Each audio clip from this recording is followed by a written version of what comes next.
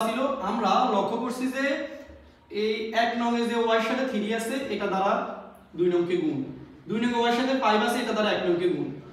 যেহেতু চিহ্ন সেম, এটার মানে হচ্ছে কি এখানেও মাইনাস এখানেও মাইনাস হতে পারে, এখানেও প্লাস এখানেও প্লাস। চিহ্ন যদি সেম হয় এখানে হবে মাইনাস। এখন এটাকে আমরা 5 দ্বারা গুণ করব। 5 7 35, 35x মাইনাস 3 5 15 আর 31 কে 5 দ্বারা গুণ করলে 155। সেম নিচে 3 দ্বারা 9 রে 3 9 27 মাইনাস 3 দ্বারা 5 রে 3 5 15 41 কে 3 দ্বারা গুণ করলে 123। এখান থেকে বিয়োগের বেলায় নিচে চিহ্ন পরিবর্তন হয়ে যায়।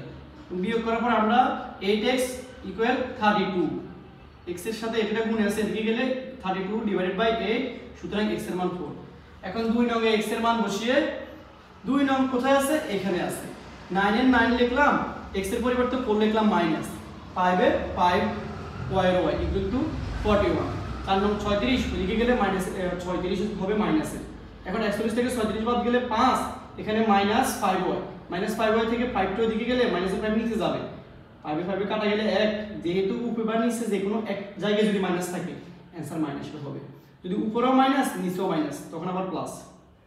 এখন দেখেন y এর মান পাই গেছি, x এর মান পাই গেছি, নির্ণয় সমাধান x, y। এভাবে আমরা অপনয়ন পদ্ধতিতে অনেক সহজে ম্যাথগুলো সলভ করতে পারি। আমি 2 নাম্বার